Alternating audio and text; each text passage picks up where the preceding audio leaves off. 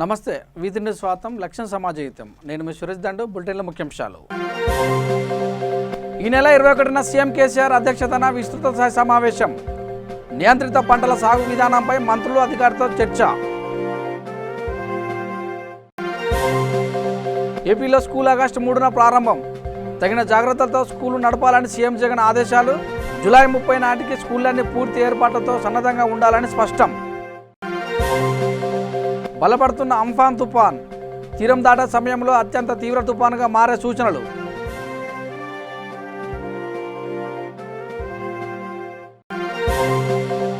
విశాఖలో BJP Janasena party నేతల దీక్ష విద్యుత్ ధరలపై ప్రభుత్వ నిర్ణయాన్ని తప్పుపట్టిన నాయకులు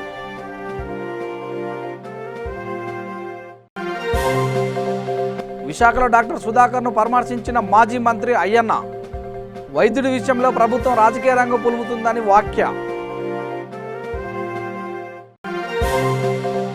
శ్రీకాకుళం జిల్లా పలాసలో రోడ్డు ప్రమాదం అదుపు తప్పి పక్కకు పడిపోయిన లారీ 2 మృతి తెలంగాణలో మార్కెట్ ధర పలికే పంటలని పండించాలంటూ సీఎం కేసీఆర్ రైతులకు పిలుపునిచ్చారన్న సంగతి తెలిసిందే ఈ నేపథ్యంలో నియంత్రిత పంటల సాగు విధానంపై సీఎం కేసీఆర్ అధ్యక్షతన ఈ నెల 21న మధ్యాహ్నం 2 గంటలకు ప్రగతి భవన్లో విస్తృత స్థాయి సమావేశం నిర్వహించనున్నారు ఈ సమావేశానికి మంత్రులు జిల్లా కలెక్టర్లు వ్యవసాయ అధికారులు జిల్లా రైతు సంఘం ముఖ్యులను ఈ సమావేశానికి హాజరు కానున్నారు జిల్లాల వారీగా సాగు చేయాల్సిన పంటల గురించి ఈ సమావేశంలో చర్చించనున్నారు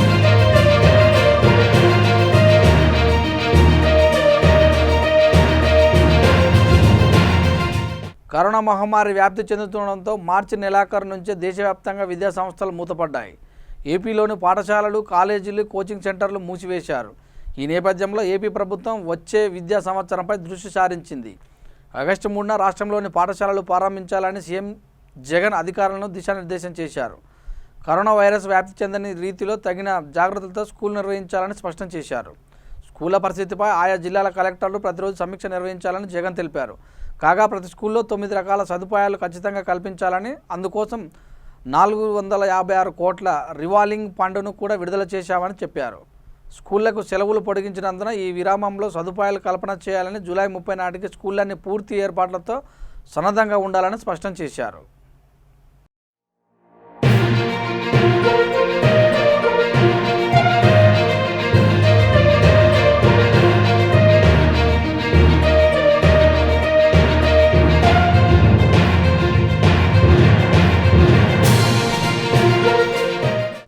పశ్చిమ తూర్పు మధ్య బంగాళాఖాతంలో అంపెన్ పెను తుపాను కొనసాగుతుందని అమరావతి వాతావరణ కేంద్రం వెల్లడించింది గడిచిన 6 గంటల్లో 14 కిలోమీటర్ల వేగంతో ఉత్తర ఈశాన్య దిశగా ప్రయాణిస్తుందని తెలిపింది ఒడిశాలోని పారాదీప్కు దక్షిణ దిశగా 570 కిలోమీటర్ల పశ్చిమ బంగాల్లోని డిగాకు దక్షిణ నైరుతి దిశగా 720 కిలోమీటర్ల దూరంలో కేంద్రీకృతమై ఉన్నట్టు తెలిపారు ఉత్తర ఈశాన్య దిశగా వాయువ్య బంగాళాఖాతం మీదుగా ప్రయాణించి రేపు మధ్యాహ్నం బంగ్లాదేశ్ తీరంలోని హతియా దీవుల వద్ద తీరం దాటే సూచనలు ఉన్నట్లు అధికారులు వివరించారు తీరం దాటే సమయంలో అత్యంత తీవ్ర తుపానుగా మారే సూచనలు ఉన్నాయని గంటకు 165 నుంచి 195 కిలోమీటర్ల వేగంతో ఈదురుగాలులు వీచే అవకాశాలు ఉన్నాయని వెల్లడించారు ఈ క్రమంలో నెల్లూరు జిల్లాలో సముద్రం ముందుకు రావడంతో తీవ్ర ప్రాంత ప్రజలు ఆందోళన చెందుతున్నారు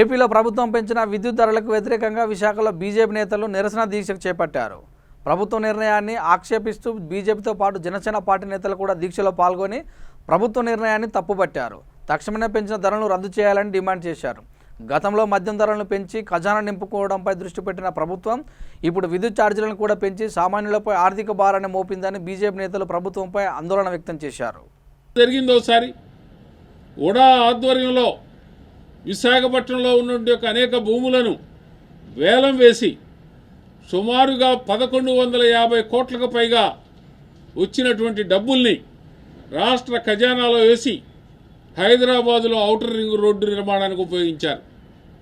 ఇవాల్టి కూడా ఆ భూముల అమ్మకం మీద ఆదాయ పన్ను శాఖ ఇచ్చినటువంటి నోటీసులకు కూడా ఏ విధంగా డబ్బులు చెల్లించాలో ఇప్పటికీ సతమవుతుంది.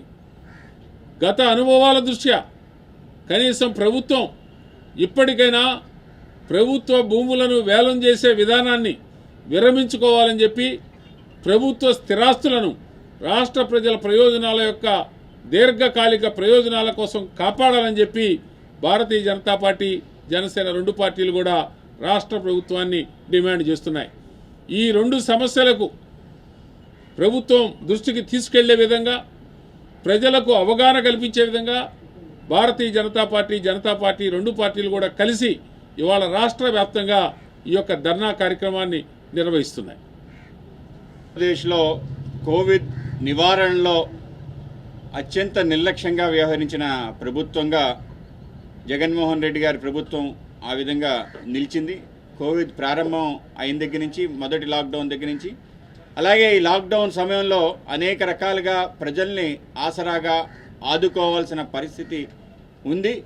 కేంద్రం ఆ విధంగా అనేక రకాలుగా ఈ రాష్ట్రానికి ఆసరా ఇవ్వటం, డబ్బులు ఇవ్వటం చేయడం జరిగింది. మొదటి లాక్డౌన్ సమయంలో సుమారు 1,75,000 కోట్ల రూపాయల ప్యాకేజ్ ప్రకటించి దాంట్లో అనేక రకాల అవకాశాలు, నిధులు సుమారు 8,000 కోట్ల రూపాయల వరకు ఆంధ్రప్రదేశ్కి, ముఖ్యంగా దాంతోపాటు SDRF నిధులను కూడా కోవిడ్ కోసం వినియోగించుకునేటట్టు చేయటం జరిగింది.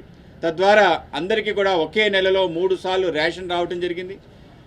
అలాగే నగదు కూడా రావటం జరిగింది. వీటితో పాటు 3 సిలిండర్లు ఉచితంగా ఇవ్వటం, అనేక రకాలుగా పేదలను ఆదుకోవాలనే ప్రయత్నం కేంద్ర ప్రభుత్వం చేస్తుంటే రాష్ట్ర ప్రభుత్వం లాక్డౌన్ పూర్తి అయిపోతుంది, 3వ లాక్డౌన్ పూర్తి అయిపోతున్న సమయంలో అందరికీ పెద్దగా షాక్ తగిలిన విధంగా ఈ స్లాబ్ సిస్టంలో 2 నెలల్లో ఎవరు కూడా ఎలక్ట్రిక్ బిల్లు కట్టకుండా ఒకేసారి అందరికీ గట్టిగా షాక్ తగిలే విధంగా అందరికీ. విశాఖలో వైద్యుడిపై అధికారుల తీరును తప్పుపడుతున్న టీడీపీ ప్రభుత్వంపై విమర్శలు సంధిస్తుంది. ప్రభుత్వ మానసిక వైద్యశాలలో చికిత్స పొందుతున్న సుధాకర్ను మాజీ మంత్రి అయ్యన్న, టీడీపీ నాయకులు పరామర్శించారు. ప్రపంచమంతా డాక్టర్లకు పువ్వులు జల్లుతుంటే మన రాష్ట్రంలో లాఠీలతో కొడుతున్నారని మాజీ మంత్రి అయ్యన్న ఆందోళన వ్యక్తం చేశారు. వైద్యుడి విషయంలో రాజకీయ రంగు పులుముతున్నారని, నర్సీపట్నం ఆసుపత్రిలో సుధాకర్ గత 8 సంవత్సరాల నుంచి వైద్య సేవలు అందిస్తున్నారని, సస్పెండ్తో ఆయన మానసిక ఆవేదనకు గురయ్యారని, ఈ విషయాన్ని రాష్ట్రపతి దృష్టికి తీసుకెళ్తామని అన్నారు. విచిత్రమైన సంఘటన కదా. ఈవేళ ఈ డాక్టర్ గారి మీద సంఘటన జరిగింది. అసలు ఏం జరిగింది, ఎలా జరిగింది, దీనికి రాజకీయ రంగు పులుతున్నారు. వేళ చంద్రబాబు నాయుడు గారు తీసుకొస్తారు లైన్లోకి. ఎంత దౌర్భాగ్యం అంటే, ఇతని గురించి బ్రీఫ్గా 4-5 ముక్కలు చెప్తాను, ఎక్కువగా రాజకీయాలు నేను మాట్లాడదలుచుకోలేదు. నర్సీపట్నంలో 150 పడకల ఆసుపత్రి ఉంది, మీకు తెలుసు అందరికీ. హాస్పిటల్లో ఇతను సుమారు 8 సంవత్సరాల నుంచి హాస్పిటల్లోనే పనిచేస్తున్నాడు. ఇతను ఇప్పుడు నాయకులు మాట్లాడితే పనికిరాల డాక్టరు, కొంచెం పిచ్చి ఉంది, మెంటల్ ఉందని మాట్లాడే పరిస్థితికి వచ్చింది. ఈవేళ వాస్తవం మీకు తెలియజేస్తాను ఏంటంటే, నర్సీపట్నంలో నెలకి 350 నుంచి 400 డెలివరీలు అయ్యాయండి. నెలకి అంటే రోజుకి యావరేజ్న 15 డెలివరీలు అయ్యాయండి. మరి అన్ని డెలివరీలు అయినప్పుడు మత్తు ఇచ్చే డాక్టర్కి ఇతనే ఉండేవాడు అక్కడ. మరి అన్ని డెలివరీలు సక్సెస్ఫుల్గా అయ్యాయంటే పనికిమాల డాక్టర్ అయితే సక్సెస్ఫుల్గా అవుతాయండి. ఇంకో విషయం ఏంటంటే, విశాఖపట్నం జిల్లాలో అత్యధిక డెలివరీలు అయినటువంటి హాస్పిటల్ ఏది ఉందంటే విశాఖపట్నం జిల్లాలోనే నర్సీపట్నం హాస్పిటల్. మాకు సెంట్రల్ గవర్నమెంట్ అవార్డులు కూడా ఇచ్చింది ఒక టైంలో. అటువంటి డాక్టర్ని వేళ ఇంత ఘోరంగా చిత్రీకరించి ప్రజలకి చూపిస్తున్నారంటే ఎంత బాధాకరమైన విషయం. అంటే అతను చేసిన తప్పు ఏంటండి, మా గవర్నమెంట్ డాక్టర్లకి మాస్కులు ఇవ్వరా? శ్రీకాకుళం జిల్లా పలాసలో రోడ్డు ప్రమాదం సంభవించింది. లారీ అదుపు తప్పి పక్కకు పడిపోవడంతో సంభవించిన ఈ ప్రమాదంలో ఇద్దరు అక్కడికక్కడే మృతి చెందారు. క్షతగాతులను ఆసుపత్రికి తరలించి చికిత్సను అందిస్తున్నారు. మృతుల కుటుంబీకుల రోదనతో ఆ ప్రాంతమంతా విషాద ఛాయలు అలుముకున్నాయి. ఈ ఘటనపై పోలీసులు కేసు నమోదు చేసి దర్యాప్తు చేస్తున్నారు.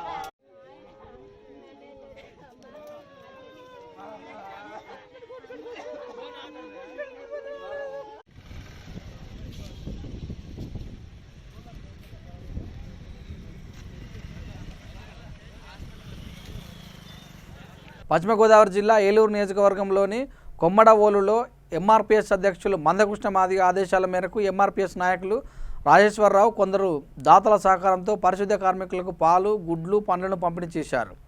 ఈ కార్యక్రమంలో లక్ష్మి, జగదీష్ బాబు, రాజేష్, రమేష్ తదితరులు పాల్గొన్నారు.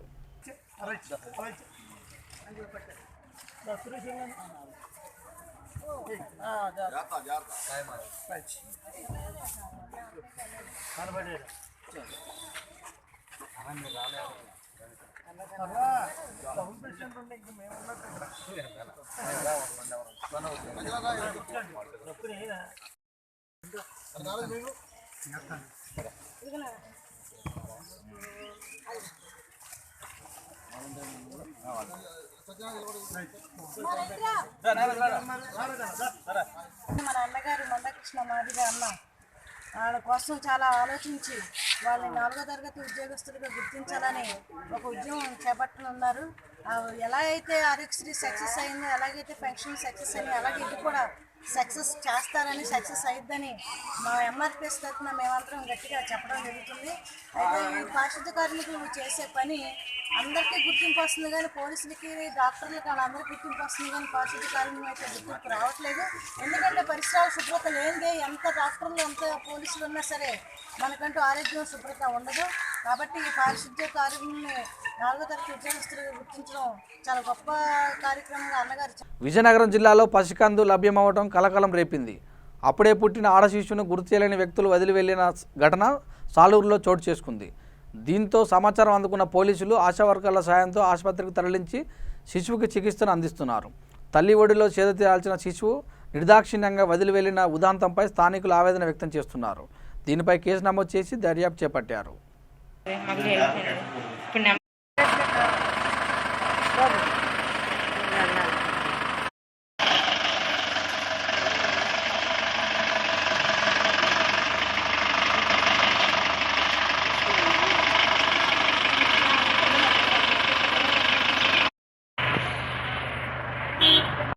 మున్సిపాలిటీ పరిధిలోని ఒక డెలివరీ అయిన బేబీ అండి, గర్ల్ బేబీ. శివాజీ జంక్షన్కి వ్యాస సమాజకు మధ్యలోని మెహర్ బాబా అక్కడ ఒకటి బిల్డింగ్ ఉన్నది. ఆ బిల్డింగ్ దగ్గరలో పడి ఉన్నారని చెప్పేసి ఆశా వర్కర్కి అండ్ మహిళా పోలీస్కి సమాచారం రావడంతో మేము కూడా సీన్లోకి వెళ్ళాము. చూస్తే ఒక బేబీ, జస్ట్ డెలివరీ అయిన బేబీ అక్కడ ఉన్నది, గర్ల్ బేబీ. ఇమీడియట్గా ఫస్ట్ ఎయిడ్కి చేయించడానికని సిహెచ్సి సాలూరు తీసుకురావడం జరిగింది. సాలూరు తీసుకొస్తే పీడియాట్రిక్ ఎవరైతే ఎగ్జామిన్ చేశారో డాక్టర్ గారు ఏమన్నారంటే, ఈ ప్రీమెచ్యూర్డ్ బేబీ 1.9 kgs ఉన్నారు అని చెప్పేసి అన్నారు. కొద్దిగా బ్రీతింగ్ ప్రాబ్లం ఉంది, ప్రజెంట్ వెంటిలేషన్లో ఉన్నారు. వెంటిలేషన్ ఇక్కడి నుంచి మేము దాని మీద ఒక కేసు నమోదు చేయడం జరుగుతుంది. ఎఫ్ఐఆర్ రిజిస్టర్ చేసి పేరెంట్స్ ఎవరో ఐడెంటిఫికేషన్ చేయడం జరుగుతుంది. తర్వాత బెటర్ ట్రీట్మెంట్ కోసం గోషా హాస్పిటల్కి రిఫర్ చేస్తున్నాము. పేరెంట్స్ దొరికినంత వరకు చైల్డ్ ప్రొటెక్షన్ వాళ్ళ కంట్రోల్లో పెడతామన్నమాట. శిశు మందిర్ అని ఉంది, శిశు మందిర్లో వాళ్ళ కంట్రోల్లో ఉంచుతాం. బన్నాల ప్రవీణ్ ముద్రాది అధ్యక్షన చిలకానగర్లో వికలాంగులకు నిత్యావసర సరుకులు పంపిణీ చేశారు. ఈ కార్యక్రమానికి ఉప ఎమ్మెల్యే బేతి సుభాష్ రెడ్డి హాజరై సరుకులు అందించారు. B2C అజీం ప్రేమ్జీ వారి సౌజన్యంతో 150 మంది సరుకులు అందించారు. ఈ కార్యక్రమంలో కుక్కొండ జగన్, రవీందర్ రెడ్డి, కొండలరెడ్డి, రామానుజన్, మహేష్, వెంకట్ తదితరులు పాల్గొన్నారు. అజీం ప్రేమ్జీ ఫిలాంథ్రఫిక్ ఇనిషియేటివ్స్ సహాయకారంతో ఈరోజు ఇక్కడ దివ్యాంగులకి రిలీఫ్ మెటీరియల్ ఇవ్వడం జరుగుతుంది. 400 కుటుంబాలకి ఇట్లాగ రిలీఫ్ ఇవ్వాలి అని చెప్పేసి అడగటం జరిగింది. వాళ్ళు వెంటనే స్వచ్ఛందంగా వచ్చి యాక్సెప్ట్ చేశారు. ఎమ్మెల్యే గారికి, ఇక్కడ ఆర్గనైజ్ చేసినటువంటి టీఆర్ఎస్ కార్యకర్తలందరికీ ధన్యవాదాలు తెలుపుతూ, చేయవలసింది చాలా ఉంది. ఇంకా చాలామంది కుటుంబాలు, దివ్యాంగుల కుటుంబాలకి ఆర్థిక సహాయం చేయాల్సిన అవసరం ఉందని ఈ విధంగా మేము ముఖ్యమంత్రి గారిని కూడా కోరుతున్నాము. ఇమీడియట్ రిలీఫ్ కూడా వాళ్ళకి కావాలి. ఇక్కడ మేము వాళ్ళందరికీ కూడా 25 కిలోల బియ్యము, పప్పు, నూనె, ఏవైతే ఒక నెల రోజులకి పైన సరిపడేటువంటి ఏవైతే కావాలో నిత్యావసర వస్తువులు ఏవైతే ఉన్నాయో అవన్నీ ఇవ్వడం జరిగింది. అందరికీ ధన్యవాదాలు. అజీం ప్రేమ్జీ ఫౌండేషన్ వారు నిత్యావసరాలను మాకు అందించినందుకు నిజంగా కూడా వారికి ప్రత్యేక ధన్యవాదాలు తెలియజేసుకుంటా ఉన్నాను. వికలాంగులకు ప్రత్యేకంగా గతంలో 50 మందికి ఒక రోజు 50 మందికి ఒక రోజు పంచడం జరిగింది. ఈరోజు 100 మందికి 25 కిలోల బియ్యం, 2 కిలోల పప్పు, 2 కిలోల ఆయిల్, ఇట్లా 12 రకాల సబ్బులతో పాటు వివిధ రకాల సరుకులను కూడా పంపిణీ చేయడం, 12 రకాల సరుకులను పంపిణీ చేయడం జరుగుతూ ఉన్నది. నిజంగా యాక్సెప్ట్ తెలియజేసుకుంటాం, వాళ్ళకు నిజంగా కంగ్రాట్స్ తెలియజేసుకుంటా ఉన్నాను. ఎందుకంటే దాదాపు 2500 వరకు మరి వర్త్ గల సరుకుల్ని ఈరోజు ఒక వికలాంగులకు ఇస్తున్నారంటే నిజంగా గొప్ప విషయం. దాతలలో గొప్ప దాతలు దొరికినట్టు ఇటువంటి దాతలు ముందుకొచ్చి మాకు ప్రతిరోజు నియోజకవర్గంలో దాదాపు 5 నుంచి 6 కార్యక్రమాలు చేపడతాను. ఫౌండేషన్ వారు, సంస్థల వారు, అదేవిధంగా మరి ఆర్థికంగా ఉన్నవాళ్ళు, బిల్డర్స్, రకరకాలుగా ఎవరు తోచిన విధంగా వాళ్ళు సహాయ సహకారాలు అందిస్తూ నియోజకవర్గం అంతా కూడా దాదాపు రోజువారీగా 1500 నుంచి 2000 మంది వరకు మరి నిత్యావసరాల సరుకులు పంపిణీ చేయడం జరుగుతూ ఉన్నది. ఆ రకంగా ముందుకు వచ్చినందుకు వారందరూ కూడా ప్రత్యేకంగా నిజంగా అంటే ఈ నియోజకవర్గంలో అటువంటి దాత దొరకడం మా అదృష్టంగా భావిస్తూ వారందరి ద్వారా మరి కవితక్క గారు గతంలో చెప్పిండ్రు, వికలాంగులకు ఒక 50-60 మంది మీ దగ్గర ఉండటన్న వాళ్ళకు సహాయం అందించమని చెప్పి కవితక్క గారు ఆదేశించగానే వెంటనే మరి ఆ రోజు పురుగున పెట్టుకున్న తర్వాత మరి 50 మంది మరి ఈరోజు మరి వీళ్ళు ఒక 100 మందికి మరి ఈరోజు పంపిణీ చేయడం కూడా గర్వించదగ్గ. మా నాయకులంతా కూడా మరి మా డివిజన్ అధ్యక్షుడు పన్నాల ప్రవీణ్ గారు, టీఆర్ఎస్ నాయకులంతా కూడా కలిసికట్టుగా ఎక్కడికక్కడే మరి వాళ్ళు కూడా సమాయత్తమై వాళ్ళందరూ కూడా పేద ప్రజలు పంపిణీ చేసే రకంగా చిలక నగర్లో ఎక్కడ పేద ప్రజలు ఉన్నారో వాళ్ళని వెతికి మరి ఆ గల్లీలలో తిరుగుతూ వాళ్ళకు టోకన్స్ ఇస్తూ వాళ్ళకు మరి నిత్యావసరాలు సరుకులను మరి కూరగాయల పంపిణీ కూడా చేస్తున్నారు. వాళ్ళందరూ కూడా నిజంగా కూడా ప్రతి డివిజన్లో కూడా ఈ రకంగా ముందు తీసుకుపోతారు. కాబట్టి మా డివిజన్లో ఎక్కడ కూడా ఆకలితో ఎవరు కూడా అలమటించొద్దన్న ఉద్దేశంతో ప్రతి ఒక్కరు నాకుండా చేసుకునే దిశలో ముందుకు పోతా ఉన్నాం. లాక్డౌన్ సమయంలో పేద ప్రజలను ఆదుకునే విధంగా తెలంగాణ ప్రభుత్వం ముందుకు వెళ్తుందని సికింద్రాబాద్ పార్లమెంట్ నియోజకవర్గ ఇన్ఛార్జి తలసాని సాయి కిరణ్ యాదవ్ అన్నారు. సనత్నగర్ నియోజకవర్గ పరిధిలోని IDH కాలనీలో మారుతి జ్యోతిష్యాలయం ఆధ్వర్యంలో తలసాని సాయి కిరణ్ యాదవ్ జ్యోతిష్యులు లక్ష్మీకాంత్ శర్మతో కలిసి పేదలకు నిత్యావసర సరుకులు పంపిణీ చేశారు. లాక్డౌన్ వల్ల ఇబ్బందులు ఎదుర్కొంటున్న నిరుపేదలకు చేయూతను అందిస్తూ దాదాపు 200 మందికి నిత్యావసర వస్తువులు పంపిణీ చేశారు.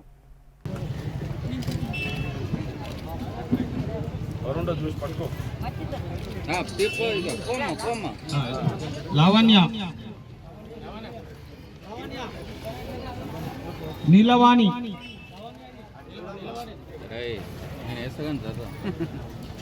మాధవి. జై తెలంగాణ. మీ అందరూ నేను ప్రెస్ మీట్ చూసాను కేసీఆర్ గారిది. మనం చెప్పిన విషయాలని కూచా తప్పకుండా పాటియాలి. ముఖ్యంగా అబౌవ్ 60 ఇయర్స్ ఉన్న వాళ్ళైతే అసలు ఇంట్లోకి వెళ్ళి బయటకు వచ్చే అవకాశమే లేదు. దయచేసి వాళ్ళ కోడళ్ళున్నా బిడ్డలున్నా ఇక్కడ అసలు వృద్ధులను అసలు బయటికి రానియకండి. వాళ్ళకి ఏం అవసరాలున్నా టీఆర్ఎస్ పార్టీ తరఫున మేము అందరం ఉన్నాము. మేము వచ్చి మీ అందరికీ ఏదైనా సాయం చేయగలుగుతాము. బయటికి అయితే రావద్దు. ఇంకోటి, సోషల్ డిస్టెన్సింగ్ ఎంత ఇంపార్టెంటో మీరు మాస్క్ పెట్టుకొని పక్కపక్కన నుంచి ఏం కాదనుకుంటున్నారు, కానీ మాస్క్ ఎంత ఇంపార్టెంటో సోషల్ డిస్టెన్సింగ్ కూడా అంతే ఇంపార్టెంట్. కనీసం దూరము ఒక మనిషి నుండి ఇంకో మనిషి 3 మీటర్లలో పెట్టుకోవాలి.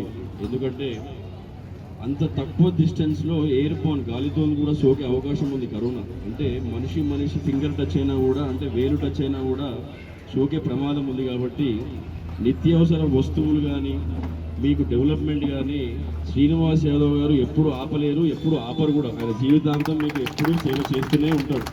మీరు అట్లీస్ట్ వాళ్ళ కాన్స్టిట్యున్సీలో ఉన్న మీరందరూ ఎలాగో మీకు కష్టాలు ఉండవు కాబట్టి మీరన్న రోల్ మోడల్ కింద సోషల్ డిస్టెన్సింగ్ అంటే ఎట్లుంటుంది, జాగ్రత్తలు తీసుకోవడం అంటే ఎట్లుంటుందని మీరే నిరూపించారు. ఎట్లాగైతే నుంచి బయటపడాలని మనస్ఫూర్తిగా కోరుతున్నాము. ముఖ్యంగా తలసాని సాయి కిరణ్ యాదవ్ గారు వారి చేతుల మీదుగా నా ద్వారా ఇది అందించడం చాలా చాలా చాలా సంతోషం. రాబోయేటటువంటి రోజుల్లో వారి ద్వారా అనేక మందికి అనేక సేవలు అందాలి అని మనస్ఫూర్తిగా కోరుతున్నాం. ఇప్పుడు 8 రకాల గురించి చెప్తున్నారు, చెప్పండి, వివరించండి. ఇందులో 8 రకాల ద్రవ్యాలు భోజన నిమిత్తమై అన్నదానానికి సంబంధించి 8 రకాల ద్రవ్యాలని దానం చేయడం జరుగుతోంది. అలాగే శ్రీనివాస్ యాదవ్ గారు మాస్కులు, శానిటైజర్లు, ఈ బ్యాగులు ఇవన్నీ కూడా ఈ యొక్క 500 కుటుంబాలే కాదండి, దాదాపుగా ఇప్పటికి ఒక 20,000 దాటి ఉంటుంది. ఇది సత్యం. ఇది 20,000కు పైన దాటి ఉంటుంది. కరోనా ప్రారంభం నుంచి 20,000 కుటుంబాలకు పైగా వారి ఇంట్లో ప్రతిరోజు ఈ ప్యాకింగ్లు ఇంకోటి లేదు. ఆయన అంటే ఆకలి బాధ అంత ఉంటుంది మనిషికి. అసలు కోటి విద్యలు కూటి కోసే అంటారు కదా. ఒక చిన్న పిల్లలు ఉంటారు, పనులు లేవు. కరోనా మహమ్మారి విజృంభిస్తున్న నేపథ్యంలో పేద ప్రజలను ఆదుకునేందుకు పీసీసీ ఆదేశాల మేరకు శానిటైజర్లు, మాస్కులు, నిత్యావసర సరుకులు అందజేసినట్లు ఏఐసీసీ సభ్యులు గూడూరు నారాయణ రెడ్డి తెలిపారు. సికింద్రాబాద్ చిలకలగూడలోని హమ్మలి బస్తీలో ఉన్న పేద ప్రజలకు మాస్కులు, శానిటైజర్స్ అందజేశారు. లాక్డౌన్ నేపథ్యంలో రెక్కాడితే గానీ డొక్కాడ నిరుపేద కుటుంబాలను నిత్యావసర సరుకులు కూడా అందజేస్తున్నట్టు తెలిపారు. ప్రపంచ ఆరోగ్య సంస్థ సూచనలు ప్రతి ఒక్కరూ పాటిస్తే కరోనా మహమ్మారిని తరిమికొట్టవచ్చని ఆయన చెప్పారు. మా పీసీసీ ఆదేశానుసారము రాష్ట్రంలో ఈ కోవిడ్ మహమ్మారి ఎవరికి అంటకూడదు, వీలైనంత వరకు పేద ప్రజానికానికి వారికి ఏ అవసరాలు ఉన్నాయో అవి అవసరాలు తీర్చాలి అని వాళ్ళు ఉద్దేశించారు, అట్లాగే నిర్దేశించారు.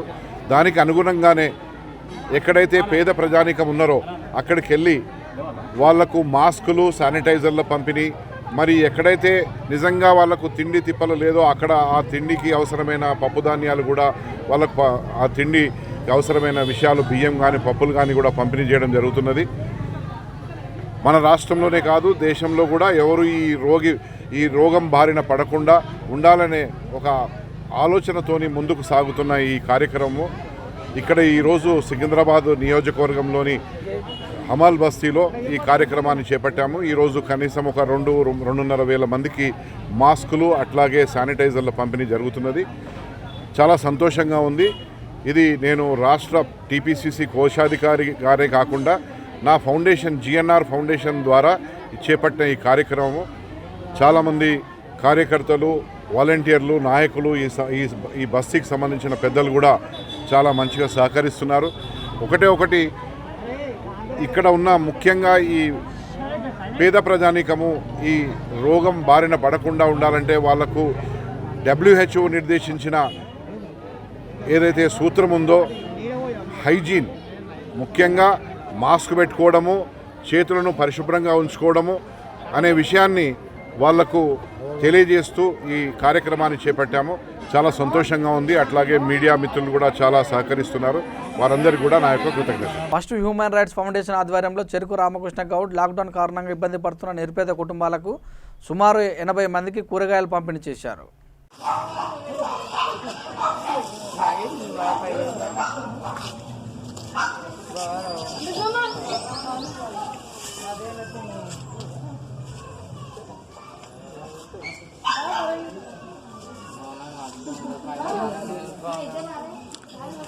మా ఫస్ట్ హ్యూమన్ రైట్స్ ఫౌండేషన్ నుంచి మేము కూరగాయలు ఇస్తున్నాము. ఈరోజు ఈ ప్రోగ్రాంలో, మన కూరగాయలు ఇచ్చే ప్రోగ్రాంలో తెలంగాణ స్టేట్ ప్రెసిడెంట్ చెరుకు రామకృష్ణ గౌడ్ గారు ఉన్నారు.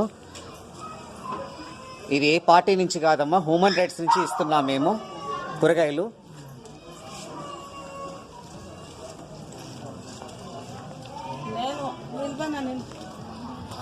మీ స్పందన తెలియజేయండి. అంటే మీరు ఇక్కడ వచ్చారు కాబట్టి ఈ ఏరియాలో మీరు ఎలా ప్రతి ఏరియా ఇస్తున్నాము. ఈరోజు ఇక్కడ చైతన్యపురి ఇందిరానగర్లో ఈరోజు ఇవ్వడం జరుగుతుంది. ఫస్ట్ హ్యూమన్ రైట్స్ ఫౌండేషన్ ఆధ్వర్యంలో ఎన్నో సేవా కార్యక్రమం చేశాము. ఈ కరోనా వల్ల చాలామంది బాధపడుతున్నారు కాబట్టి ఈరోజు ఇందిరానగర్కి రావడం జరిగింది. Thank you.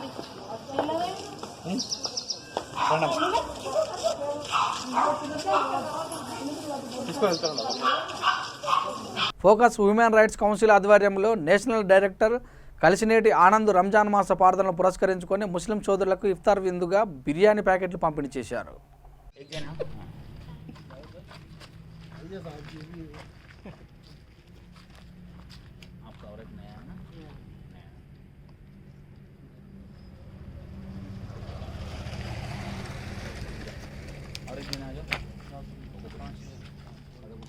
मामू को बता देना, मामू को बता देना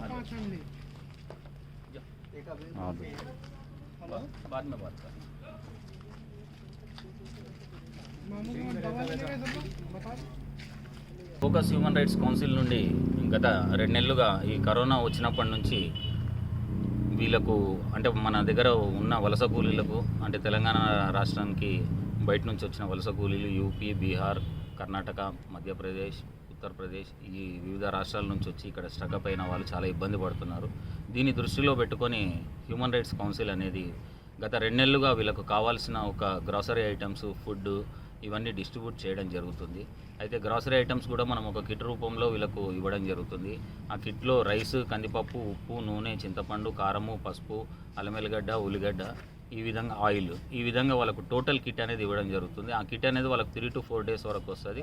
అయిపోయిన వెంటనే మళ్ళీ మనకు ఫోన్ ఇన్ఫామ్ చేయగానే మళ్ళీ కంటిన్యూగా అంటే ఈ విధంగా 2 months నుంచి వాళ్ళకు పూర్తిగా వాళ్ళకు కావాల్సిన గ్రాసరీ మెటీరియల్స్ ప్రతి ఫ్యామిలీకి ఇవ్వడం జరిగింది. అంతేకాకుండా ఈ పవిత్ర రంజాన్ అనేది ఒకటి స్టార్ట్ అయింది. అయితే మా దగ్గర ఉన్న వీళ్ళందరూ ఏంటంటే బయట నుంచి వచ్చిన వలస కూలీలు, వీళ్ళంతా ముస్లిమ్స్ వాళ్ళు. అయితే వీళ్ళు 24వ రోజు ఈరోజు రంజాన్ పవిత్ర మాసం అనేది వీళ్ళు ప్రతిరోజు వీళ్ళు ఒక ఉపవాసం ఉంటూ ప్రతి సాయంకాలం 6:30 తర్వాత వీళ్ళు ఇఫ్తార్ అనేది వదిలి నమాజ్ చదువుకొని వీళ్ళు చాలా పవిత్రంగా చేస్తున్నారు. దాన్ని దృష్టిలో పెట్టుకొని ఈరోజు ఫోకస్ హ్యూమన్ రైట్స్ కౌన్సిల్ నుంచి వాళ్ళకు ఒక ఇఫ్తార్ పార్టీ ఇవ్వాలని చెప్పి నిర్ణయించి వాళ్ళకు కావాల్సిన ఫ్రూట్స్ మొత్తం తీసుకురావడం జరిగింది. అదేవిధంగా వీళ్ళకు బిర్యానీ కూడా చేయించడం జరిగింది. ఈ యొక్క కార్యక్రమానికి టోటల్లీ ఈ ఫుడ్ అనేది, ఫ్రూట్స్ అనేది అంటే ఈ యొక్క మొత్తం టోటల్లీ డొనేట్ చేసింది మన రాజేష్ గారు, శ్రీకాంత్ గారు, కుమార్ గారు. ఈ కుమార్ గారు, రాజేష్ గారు, శ్రీకాంత్ గారికి నేను అందరూ సభాముఖంగా కూడా వారికి ధన్యవాదాలు తెలుపుతున్నాను. ఈ యొక్క కార్యక్రమం మేము చేస్తున్నందుకు ఎంతో సంతోషంగా ఉంది. అంతేకాకుండా మా నేషనల్ వైస్ ప్రెసిడెంట్ శివశంకర్ గారు కూడా గత 2 months నుంచి మాకు హ్యూమన్ రైట్స్ కౌన్సిల్కి సపోర్ట్ ఇస్తూ తను ఉన్న ఏదైతే హోదాలో ఉన్నారో ఆ హోదాని మర్చిపోకుండా ప్రతి క్షణము గుర్తుపెట్టుకొని ఆ హోదాను గుర్తు చేస్తూ ఇటు పేద ప్రజలకు సేవ చేయడానికి ముందుకు వచ్చిన శివశంకర్ గారు కూడా ధన్యవాదాలు తెలుపుతున్నాను. అదేవిధంగా కూడా మన రవి అని చెప్పి టిఫిన్ సెంటర్ రవి, మళ్ళీ భీమాస్ రాము, మళ్ళీ ఆ కిరాణా షాప్ పేరు కిరాణా షాప్ రామ్దేవ్ గారు, మరి అదేవిధంగా మన అదర్ స్టేట్స్లో ఉంటున్న కళ్యాణ్, మళ్ళీ ప్రతీక్, మళ్ళీ అదేవిధంగా కొంతమంది మళ్ళీ యాదన్న గారు స్టార్టింగ్లో చేసిన వాళ్ళు, అదేవిధంగా నా స్నేహితులు ఇక్కడ ఉన్న రాజేష్ గారు, మళ్ళీ సీను గారు, ఈ విధంగా ప్రతి ఒక్కరూ మేమందరం ఒకటైతేనే ఈ యొక్క కార్యక్రమాన్ని మనము ఈరోజు జయప్రదం చేయగలిగినాము. బులెటిన్ ముగించే ముందు ముఖ్యాంశాలు మరోసారి. ఈ నెల 21న సీఎం కేసీఆర్ అధ్యక్షతన విస్తృత స్థాయి సమావేశం. నియంత్రిత పంటల సాగు విధానంపై మంత్రులు, అధికారులతో చర్చ. ఏపీలో స్కూల్ ఆగస్టు 3న ప్రారంభం. తగిన జాగ్రత్తలతో స్కూలు నడపాలని సీఎం జగన్ ఆదేశాలు. జూలై 30 నాటికి స్కూళ్లన్నీ పూర్తి ఏర్పాట్లతో సన్నద్ధంగా ఉండాలని స్పష్టం. బలపడుతున్న అంఫాన్ తుఫాన్ తీరం దాటే సమయంలో అత్యంత తీవ్ర తుఫానుగా మారే సూచనలు.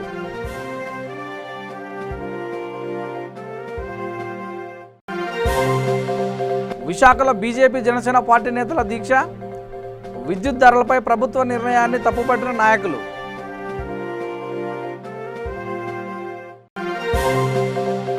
విశాఖలో డాక్టర్ సుధాకర్ను పరామర్శించిన మాజీ మంత్రి అయ్యన్న. వైద్యుడి విషయంలో ప్రభుత్వం రాజకీయ రంగం పులుముతుందని వ్యాఖ్య. శ్రీకాకుళం జిల్లా పలాసలో రోడ్డు ప్రమాదం. అదుపు తప్పి పక్కకు పడిపోయిన లారీ, 2 మృతి. ఇంతటితో వార్తలు సమాప్తం. చూస్తూనే ఉండండి V3 న్యూస్. లక్ష్యం సమాజహితం. నమస్తే.